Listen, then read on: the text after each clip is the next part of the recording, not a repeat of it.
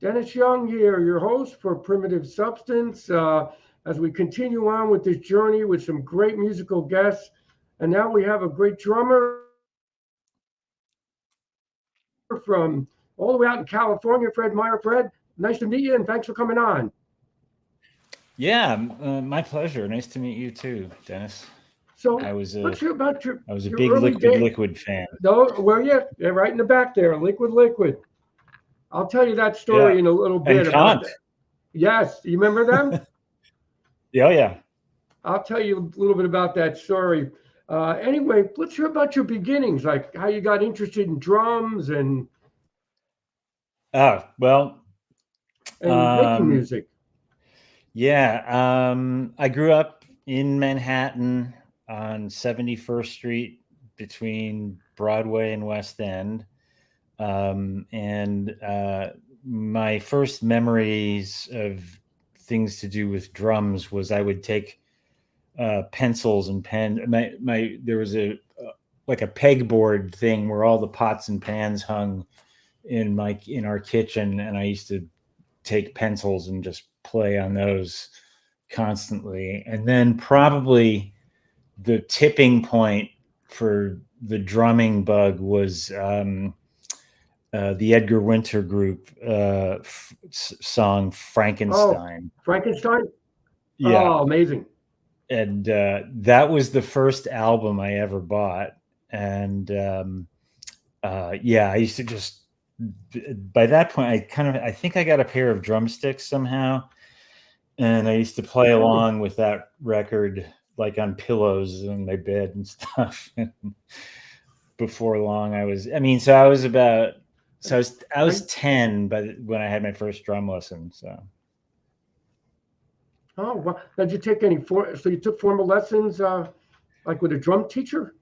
not I wouldn't say formal. I mean, I there was a music school like way on the Upper West Side that who the name escapes me at the moment, but my mom signed me up to for it, and the drum lessons I think were Okay. Saturday mornings or something, and so it was a class, and we were all playing on pads, and I was very disappointed by that. And I don't know how much time went by before I talked my parents into actually buying me some real drums. But I had sort of like I bought I bought a collection of used drums, not matching, like from different kits No, and that's things. okay. I And mean, you're learning. yeah, That's still yeah, you had a set to and practice. yeah, and then I just used to play along with records. That was like my main thing. And I did have drum Yeah, that's the way lessons. to learn. Yeah, I did actually have drum lessons, private drum lessons. I would for a little while, but I didn't want to do anything, I didn't want to do rudiments, and I didn't want to do, all the stuff you're supposed to learn how to do. Yeah, I just that's wanted to I like, did that, and that was boring. yeah, I just wanted to, like rock out, and so I did. um, Now, did and you play in cover bands at all once you got to a stage where, like in high school, you go that no, route?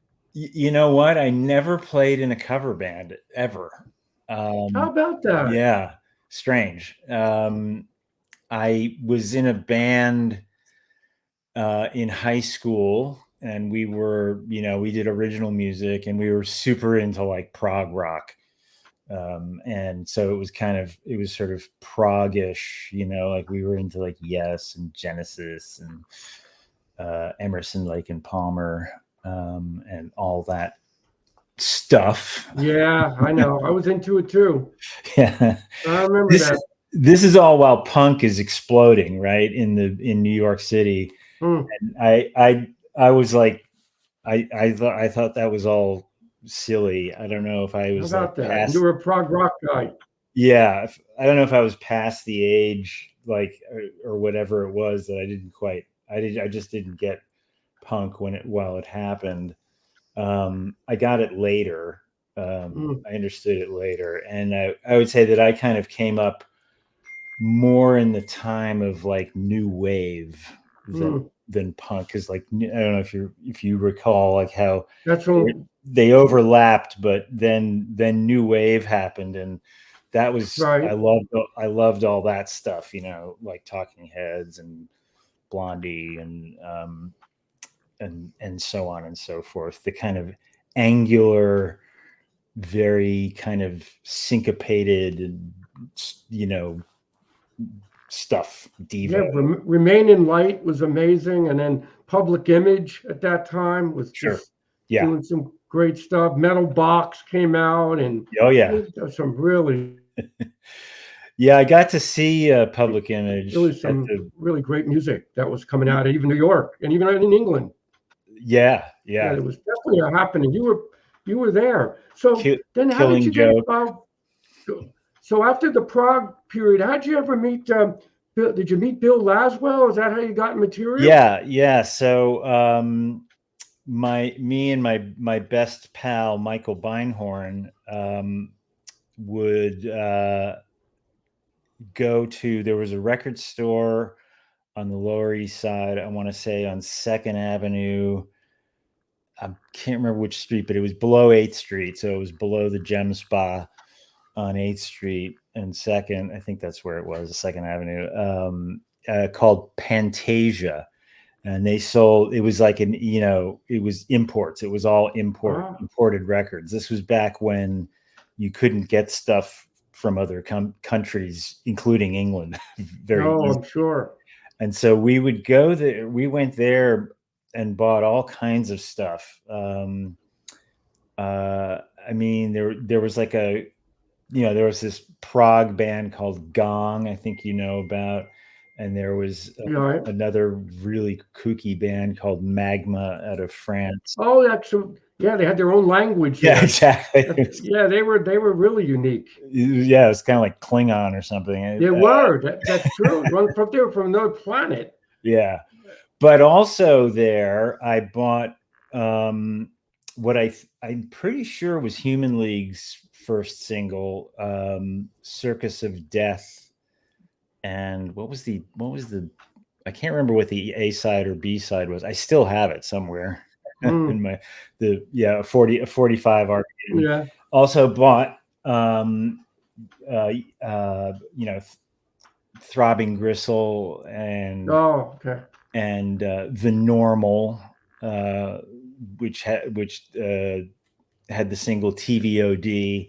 And so it wasn't long before I was kind of getting more into the kind of cool, what I thought was cool electronic type stuff, and moving away from prog. Oh, sorry. Back to the question. Yes, that's all right. So on the door one day there was this flyer, looking for musicians, and they listed like tons and tons and tons of bands that we liked, including, but like from Gong to Kraftwerk to Magma, and then like some jazz stuff thrown in. And so Michael and I called the number, and it was this guy, Giorgio Gomelski. Oh, I know Giorgio. Yeah. He used to hang out at Tramps. That's right. In fact, we did a show at Tramps, and we're outside, and this old guy there with a beard, and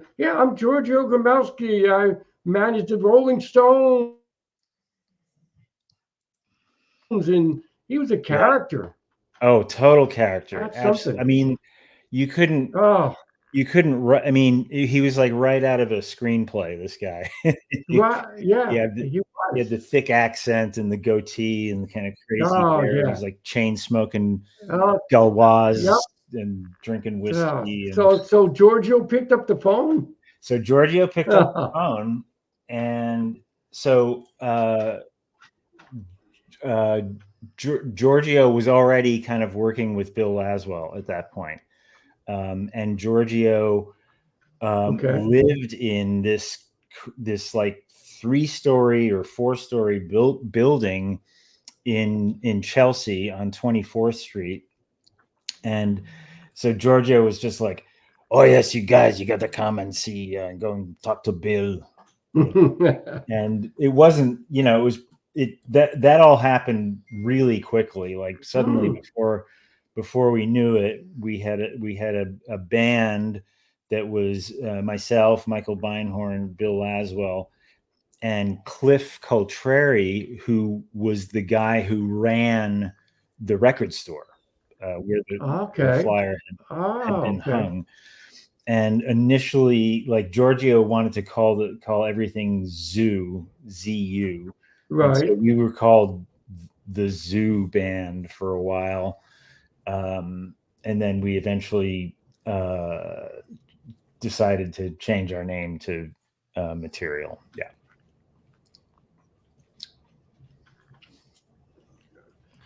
So did you ever get to Bill Laswell's studio in West Orange? He's got a studio. I went there once for a recording session. Oh, wow. And it's like the old Four Seasons studio, I think. And I guess I don't know if he's even playing music anymore, but supposedly owned it. I guess this was in early 2000s. Yeah, no, I never saw that. We kind of had a Material had like a rehearsal studio / recording studio in Brooklyn, in Red Hook, in this crazy old factory building, and the sort of the fifth Beatle, so to speak, was a guy named Martin Bisi, who's done lots and lots of stuff, associated with right kind of hipster New York downtown music scene. Yeah, I've heard of him. Bands, yeah. And so Wow, Martin, so he was part of this. Oh yeah, very, very much so. Yeah, I mean, he was like our, he was critical. He would kind of roadie and tech shows for us, and he rented this space in Brooklyn where he was living, and we would rehearse there. And then Martin came into a bit of money, and he bought a tape machine. I think it was a 24 track. It might have been a 16 track, but it was a 2-inch, like a serious tape machine, and some sort of console from somewhere. And we started recording there. Yeah. Oh, okay. Wow. That's something. And then, the mixes back then, once it was done, you had to set up everything again. The old days, right? We didn't have any computers. Nope. To save the mixes, we all had little pens. Okay, this is good. I want my drums higher, or I want this. It was always a battle to, unless you had somebody producing it for you. Yeah, it was the worst thing you could have done was having 4 musicians in there trying to get their say. Yeah, everybody's hands all over the faders. Right. Yes, there was a lot of choreography, and as you say, pens and like white tape and stuff, and all over the console. So where did you guys play? Did you play in the big? We played mostly clubs in New York. We would play in. Sorry, say that again. What clubs did you play at in New York, or did you do a tour when the record was done? We only ever, as Material, we only ever really, toured, like on the East Coast, like, kind of Boston, DC, Philly, like that. But mostly we played at CBGB's, Hurrah, Mud Club. So we played CB. Yep. Hurrah. Yeah. So those were the. Am I forgetting? Yeah, we played there. That was a great place. There was a whole bunch of clubs. Did you play the 930 Club in Washington D.C.? That was a nice club. Yes. Played there once. Not with Material though. I was in a band called The Dance. Okay. Super new wavy. I played and The Dance. We would also do a real happening. Oh yeah, that was a happening scene back then. Everybody was out, on Saturdays or Friday nights, and we were like the extras at times because people were out there to hear other groups, to dance. It was quite a scene. It was. It was really, it was really vibrant. You don't realize, like what it was going to become historically while you're in the middle of it. But it was some pretty important stuff was going on around that time. Yeah, it was cool. It was great. Yeah. Now, I remember listening to you on the New York Gong record. In fact, I have a copy of that. Wow. The Divided Alien, David Allen. Right. So how was he to work with, David? Oh, he was great. He was a lovely guy. He's just a super nice guy. You guys sounded great on that record. Yeah, when the only thing I remember about one of the things I remember about right in the middle of making that record, something happened, and Michael Beinhorn and David had this like huge argument, falling out kind of thing, and so Michael just took his Micro Moog and put it in a pillowcase and just took off hitchhiking back. This was up in Woodstock, right, where David lived. And that was it, huh? Yeah, Michael just went hitchhiking back to Manhattan. Yeah. Oh, man. Well, what's funny about that, too, is I saw David do a solo show at the Squat Theater. Remember the Squat Theater? But he was playing your background tapes. I heard your music, playing along with his show. Oh, really? Oh, weird. Yeah. Huh. Yeah, it was only him solo, but he had all the tapes of some of the New York Gong stuff. So it was a fascinating character. Oh yeah. So after that,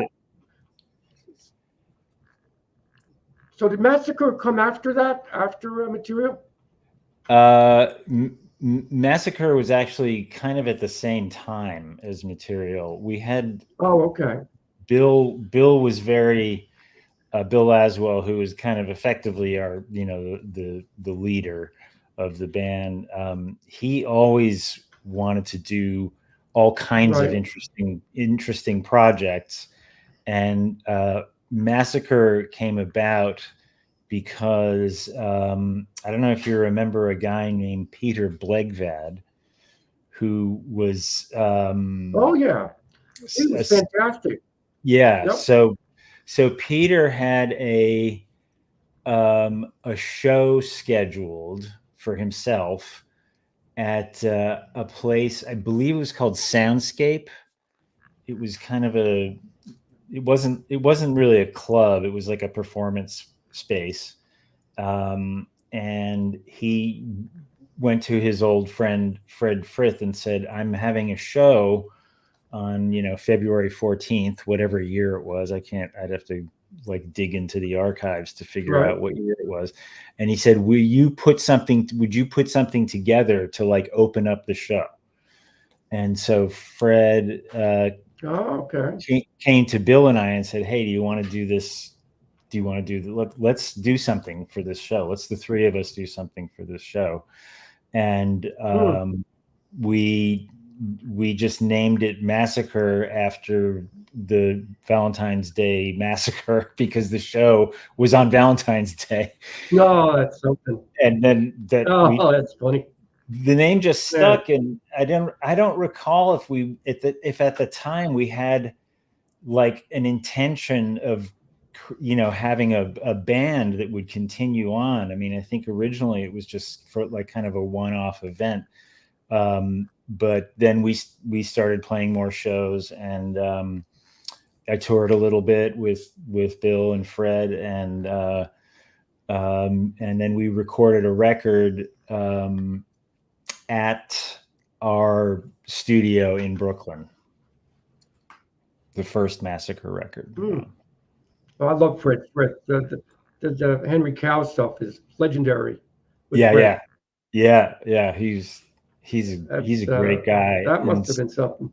Yeah, he was. I loved his playing and like everything he did. He was just so. He used to. I don't know if you remember. He used to do these like one-man performances with basically like kind of almost like a John Cage approach to guitars, where he would do all kinds of things to guitars. He would put like Scotch tape and rubber bands and forks and, cups and plates and things, and stick microphones on his throat and like do things through effects very, pedal. very neat.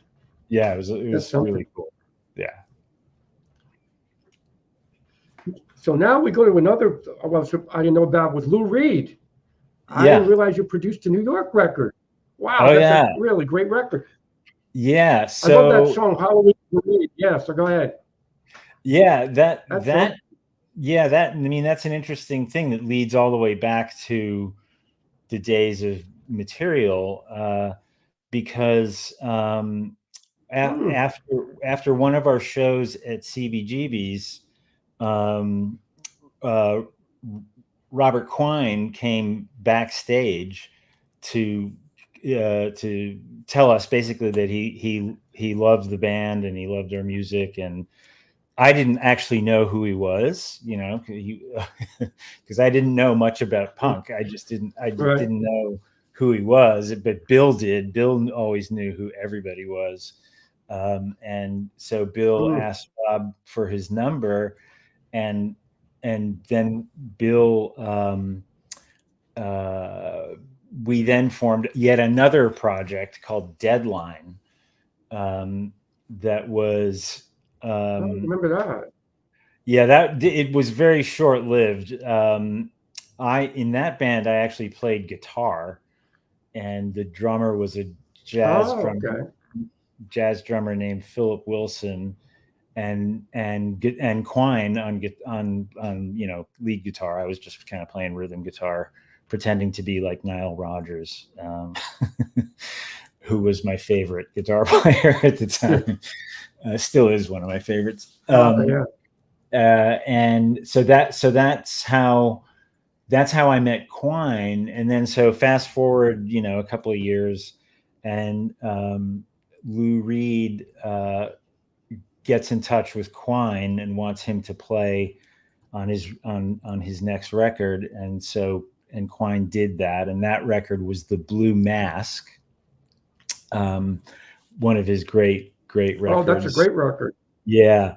And and then for whatever reason, Lou decided he didn't like the record was finished, but he decided that he didn't like the drummer, and he had to make a video. So Bob said, "Oh, I know this kid, Fred, he should come, he'll come to pantomime for a video." So that was the first time I met Lou, was like on a video shoot for the song "I Love Women." And so then his next record, Legendary Hearts, I played on that. It was me and Quine and Lou and Fernando Saunders. And then Lou and Bob had a falling out. What a bass player. Yeah. And so I wound up playing on the next Lou record, which was called New Sensations, but Bob was not on that record because they had a falling out. And I asked Bob, I said, like, "Bob, is it okay if I go play on Lou's record?" And he's like, "Yeah, I don't care. Go ahead." And then was he a temperamental guy to work with? Lou? He seemed like the type that was he moody, or he was? Yeah, he could be. He just for some we met him once.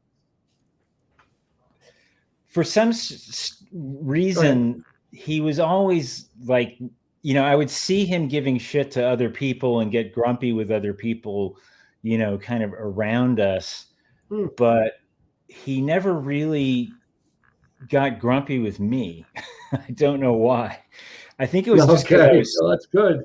I was so young. Like, he was probably just kind of disoriented, but he really liked, my drumming, which was very had nothing to get grumpy about, right? Yeah. So then keep going. So keep going with the story. Yeah. So, but around that time, I actually was going to go back to. I quit material at some point in the story. I didn't want to. I didn't want to. I just didn't want to be in the band anymore. And I left the band, and I was trying to figure out what to do with my life, and I decided that I wanted to be an architect. And long story, but I wound up actually getting into Cooper Union, which was a feat.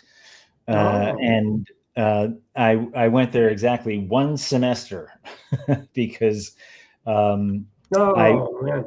it was funny. I on my Christmas break, my winter break from school was when we actually recorded the basic tracks for New Sensations, and Lou had actually basically booked the studio time based on my winter break from school, which was crazy. And That's yeah, and then right at that time, the another band was starting to happen, which was Scritti Politti, which was at right. that time Green and David Gampson, who I just had lunch with a few weeks ago. He also lives out here, and myself. And Okay. that was obviously a huge sort of shift in the musical sense. But I really liked David, and I really liked Green, and yeah, so that became a thing. I lived in London for almost a year, like in 84, 85. And Year. then Okay. yeah, and that I always call that record was like my PhD in production. So, which is what which is what I wanted to do. I mean, I wanted to be Brian Eno. That was like my whole goal in life at that point. So, and then it wasn't too long after that. And then I was hired at some point to do some drum programming on Mathew Sweet's first album, and then from those sessions, Mathew and I became friends, and I would wind up producing what was his second record, and then eventually his third record, which was Girlfriend, which is the one that he's really known for. Okay. Right. That's a great record. And then you toured with Lou Reed, right, for about a year. That must have been exciting. Me. No, it's weird. I didn't go on any of the long tours. We did a short tour in Europe. We played a few cities in Italy, and we played in Paris, and that was it. And that was before Scritti Politti. So, but then once Scritti started, I couldn't. I was obligated to that, and Lou understood that, and so I didn't play on the next record, and I didn't tour with him. Bob did. Bob Quine did. And then, to make a long story short, when the Scritti record was done, I came back to New York, and Lou asked me would I play drums on his next record, which would eventually become the New York album. And I said absolutely. And that's a great record. He was picking my young brain for who the cool record producers were. And I gave him some names of people, and people weren't really interested. He wasn't getting any responses. And of course, being like however old I was, like 20, 21 or 22. I was super young. I said, "Hey, well, how about me? I could produce your Wow. record." And Lou said, Yeah, "All that's you something. all you know about is that all you know how to do is that like synth techno stuff, you know." Yeah. And I said, "You know what?" I said, I understand, but I said, why don't you let's just get one day in the studio, just a day, and let's just see how There it you goes, go. and we'll go in. And that one day is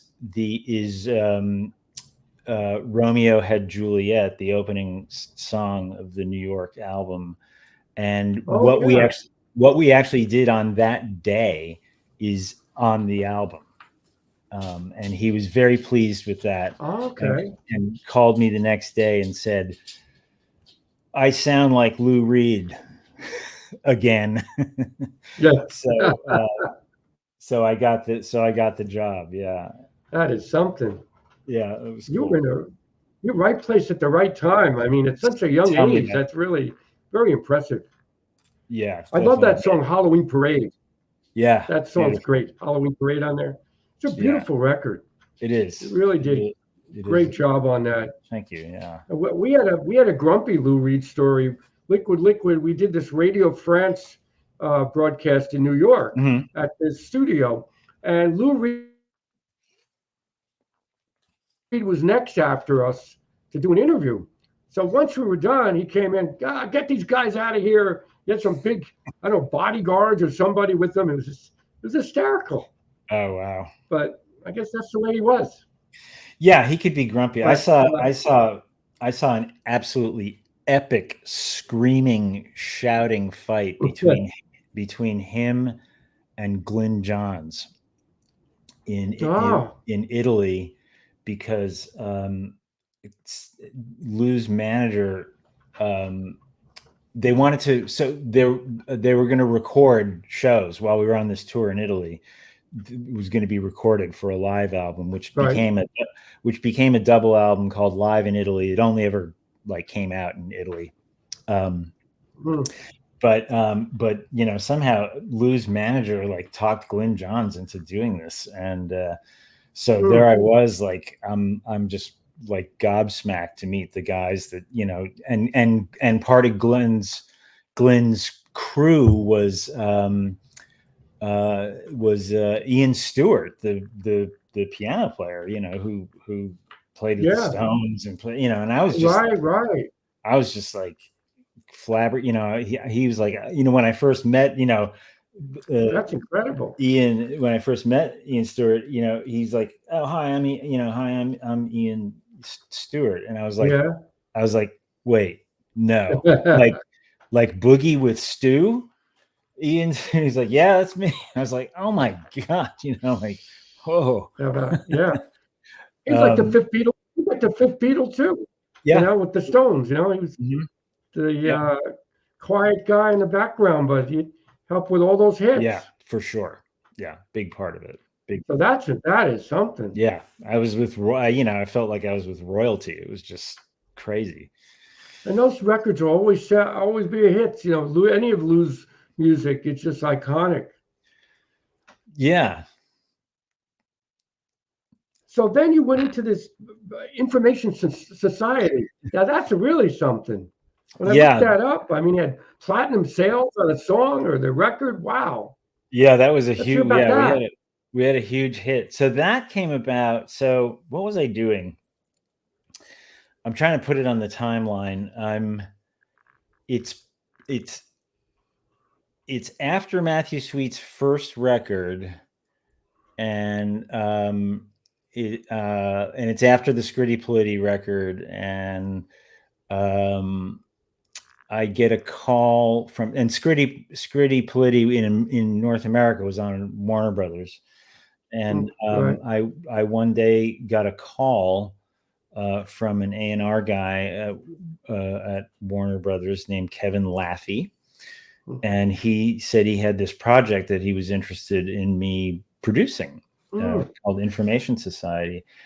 And I think I knew about them because of their first. They had kind of a club hit um, called Running, that was it was big in clubs, and so we knew that, you know, the target audience was basically dance music. Right. And I listened to their demos, and of course, and I was like super eager and super ambitious, and I was like, yeah, let's do it, you know. And we did all the pre-production and programming in my little apartment in the Village. And then we recorded the album. There used to be a studio called Platinum Island. I don't know if you remember that place. It was No, I don't remember that one. It was kind of in NoHo. It was like on, you know, Broadway below, somewhere between 8th Street and Canal Street. I just can't remember. So yeah, we recorded that there. Mixed it with a great guy named Roy Shamir, who was super hot at the time, and yeah, we just know him. How about it happened. It just the funny story. We finished the record. We were done with it. It was mixed, done. But then we had to.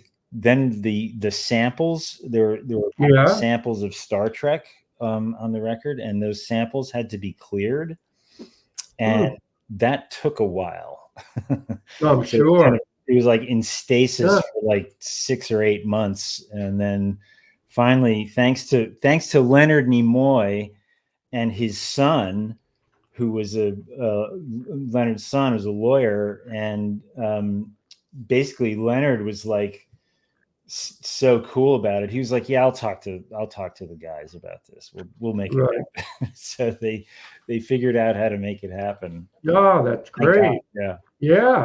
And yet this is a big song too. What's on Your Mind? Pure Energy. That was like a platinum sales on that. Yeah, the album was platinum, and the single made it to number 3. So what's platinum? Over 1 million copies? Yeah, man, 1 million copies. Yeah.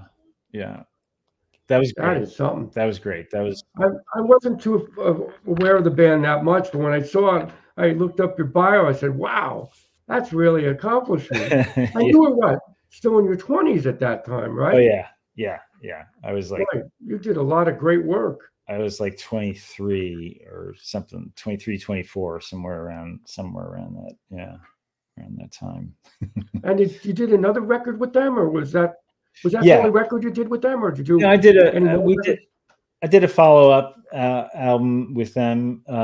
Didn't have a hit for whatever reason. I mean, the songs were just as good. Paul Robb was the main songwriter. Okay. And he was just a great songwriter, and he had, we had some great stuff for the second album, but it's the record business, and stuff happens or doesn't happen, or No, there was a lot of Prophet 5 back then, weren't they, in that era, right? The Prophet 5, the Roland drum machines, the early ones. Yeah, well, this is later. We're past the TR-808 and the TR-909, but we did using. So we're in the early days of samplers, and for the nerds out there, the shiny new piece of equipment that I got to use on the Information Society album was the Akai S900, which was, like the state of the art. Oh, okay. And it was the first, right. It was the first sampler that came out that you could even afford in any way, shape, or form. Because before that, serious sampling was like Fairlight or Synclavier, or I guess the emulator had come out. But so that record was mostly S900, and I had those rack mount Super Jupiter synthesizers and various things. But yeah, it was all MIDI, and we'd print it to tape and then do vocals. Yeah, because there was no computerized you weren't using a computer yet, right? On that Yes, music, right? It actually, was all yeah, no, analog. Oh, you did. yeah, Yeah. yeah. We had a. I had Okay. a. I still have the computer in my garage. It's an old. There Mm. used to be a computer company called Compaq, and they had this portable computer, which was basically the size of a sewing machine. And Oh. I and it ran a program called Sequencer Plus in DOS. Like this is before Windows and the very Mm. very early days of Oh Macintosh. boy. And I decided to get to get a PC and this program called Sequencer Plus, and we did everything with that.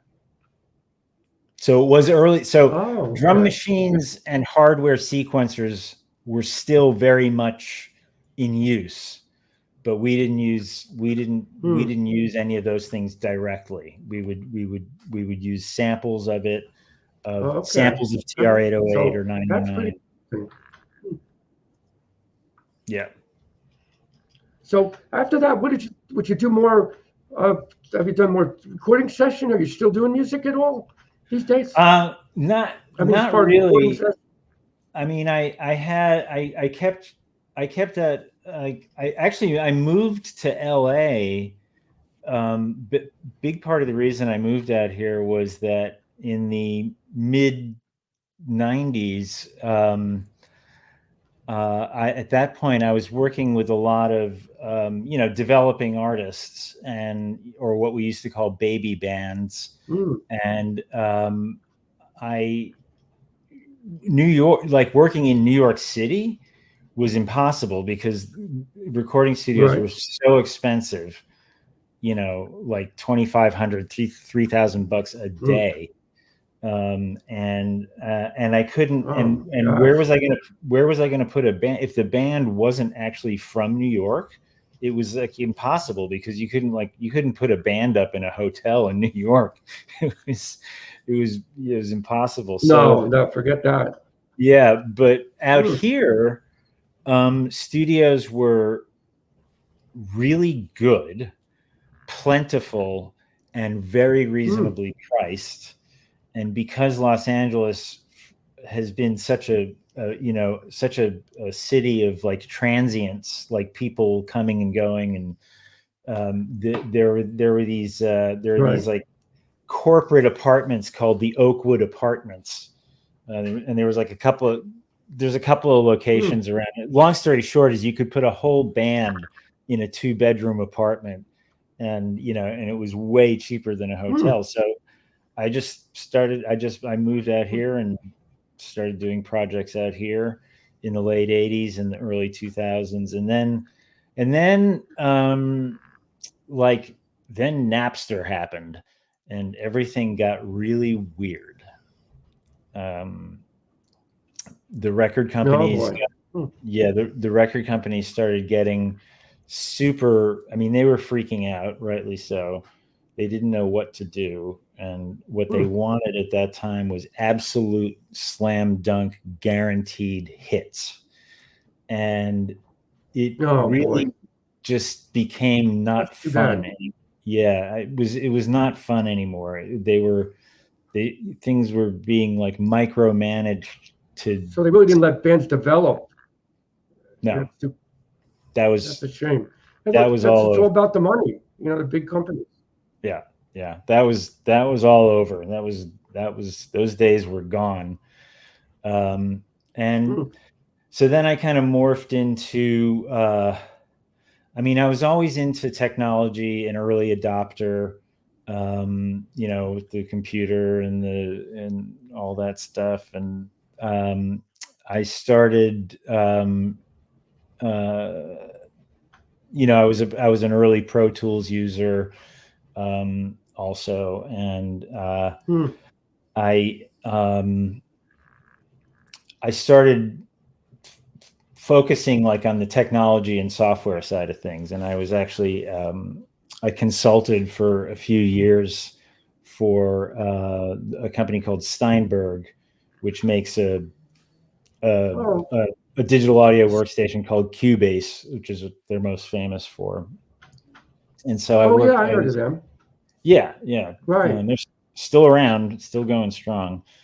Owned by Hmm. Yamaha these days. But Okay. yeah, so I worked for them for a little while, and then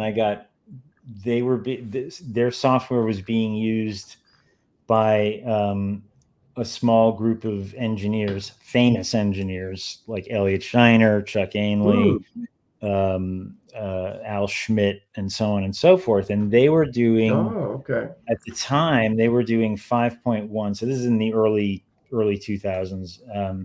And they were all doing 5.1 surround mixes for a company called Hmm. DTS, which was an audio technology Right. company that had like cinema sound technology that they invented, and Oh, very neat.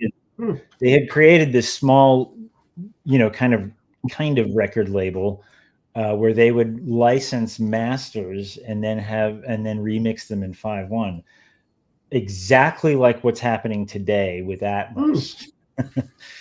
With everybody like Oh, there you remixing, go. remixing things in Right. Right. in an immersive format. Yeah, and then so one thing led to another, and I wound up working for DTS for like 17 years. I was there for a very long time. Oh, okay. Great. Yeah. And then, well, now what do you think of music? Where do you think it's headed now with all this AI generated Ooh, sounds and songs made in 10 minutes? It's kind of scary. it is scary. It makes me feel old, for one thing. Yeah. And what's scary is how quickly it became the music creation became actually good. Because I remember when there was Yeah. some AI stuff that first came out, I remember me and a friend of mine were like kind of playing with it, and it sounded terrible. It was really bad. But then within months, I mean, it became an entirely different thing. And Yeah. The I, advancements are amazing how fast everything is. It's advancing so fast in a short period of time. yeah, it is. It's crazy. And it's scary. Like, I don't know. I mean, uh, the, yeah, I don't know. I honestly don't know where it's headed. It's gonna be like the low hanging fruit. I was talking to David Gamson and another friend of mine, Michael Koch, Yeah. and we were talking about AI, and we were talking about what we think is that the low hanging fruit at the moment is like perhaps like advertising music, like instead of licensing a piece of music, somebody's just going to go and tell an AI, like, I need something that sounds like Tom Petty mixed with Fleetwood Mac and Kraftwerk, and see what Yeah. And you put it, and you tell the, right, right.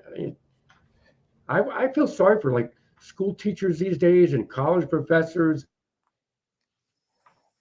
It's so easy on the fly to put a paper together, or pretty soon they'll be putting PhD papers together. It's just like, I mean, Yeah, who knows where we're headed? I have a friend who's actually uh, who's actually a philosophy professor, Right. and he says that at the moment he can always tell Oh, okay. when things have been written by AIs. Um, so at the moment, Yeah, I guess if you apparently, see it enough and you see the clues what it is. yeah, there's some there are some telltale signs, and I mean, I use ChatGPT like every day for stuff. Instead of Googling, Hmm. sometimes I just Google for things, and sometimes I just ask Right. ChatGPT, and then I check to see if ChatGPT is telling the truth. Yeah. I mean, but there's really some really good music still being made. You Oh, for just have to sure. find it. You just have to find it. Yes, and that's the other thing that I wanted to mention was that despite all of this AI and machines and computers and everything being cookie cutter and all that stuff, kids in particular, still want to learn how to play musical instruments. Yeah, a lot, and there are, and I was surprised. Yeah, I agree with that. Yeah, so that's kind of heartwarming. And I went on, actually, I don't know what prompted me to do it, but I got something like in a Facebook feed or something about learning to play drums, and I kind of clicked on this thing, and there are websites, these services for learning how to play any instrument that you want to learn how to play. Mainstream normal instruments like drums, bass, guitars, keyboards, stuff like that. And those are really cool, and they're very encouraging. There are great, YouTube videos of kids playing drums, live drums that are incredible, and guitar players. I think, yeah, but the thing is, we're still a reference for a lot of kids. They go back to that late 70s, 80s period, and we're listening to us and like, wow, this is something special. Yeah. Even young kids are real musos and musicians, and there's a lot of people into that period that we were in. Yes. Yeah. It was an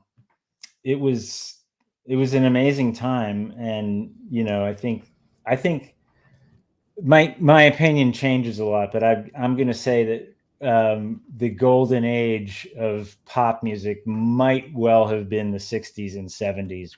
Oh yeah, I agree. With a heavy, I'm kind of heavy on the 70s because that's when I was a kid. Yeah, same here. Yep. But those records all have it's so funny. I'm sure people were saying at the time, all this shit sounds the same, but it doesn't. It's compared to today, it's like every album is like a totally unique sounding thing.